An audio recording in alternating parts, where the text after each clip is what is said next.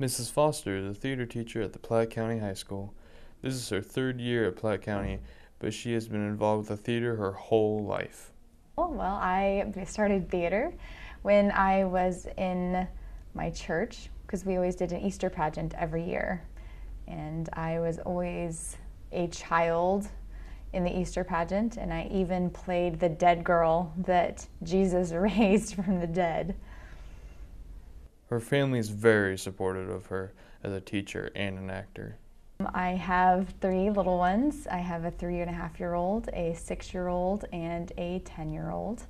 And I have a very supportive husband who I could not do this job without. I'm very grateful for my husband. I don't get to see my kids as often as I would like. Sometimes it's hard because they do ask me, when's my next time off, or I miss things that I would like to be there for. That does make it difficult because missing them is hard. But, I try to spend as much time with them during the summer, and that's why I don't do very much during the summer, because that's my time with my kids and I don't sacrifice that. It does take up a lot of time. And when I first became a teacher, I put off being a teacher because my mother was sick, and I was her caregiver. And so my first year of teaching, we thought my mom was doing really, really well. And when I finally decided to go ahead and finish my degree to become a teacher, I decided to go for it. It's Mrs. Foster's goal to be a teacher that makes an impact. I wanted to be somebody who could push my students the same way all of my theater teachers pushed me. The teacher that probably had the biggest impact on me was my high school theater teacher, Randy Jackson from North Kansas City High School. And I wanted to be more like him because he had a true impact on his students. And I wanted to be like that.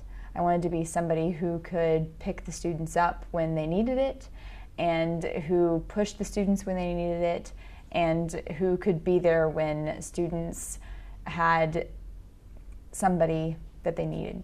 She has to balance time with her family, but also time at school. It's very difficult because I work a lot of hours, but luckily, like I said, my husband is very there for me, and he's very supportive of what I do. He knows it's a passion of mine, and my students are very important to me. My job is very important to me, and luckily my husband is understanding of that. And I try to bring my kids from my little ones with me to work as much as I possibly can. Mrs. Foster's first year teaching was especially hard. And in my first year of teaching, I